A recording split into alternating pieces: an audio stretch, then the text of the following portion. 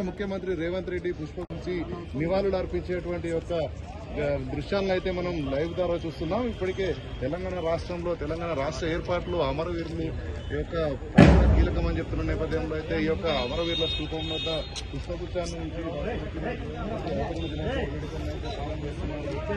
కార్యక్రమంలో ఇప్పటికే రాష్ట్ర మంత్రివర్యులు అదేవిధంగా ఉప ముఖ్యమంత్రి మంత్రులు ఎమ్మెల్యేలు అందరూ పాల్గొన్నారు.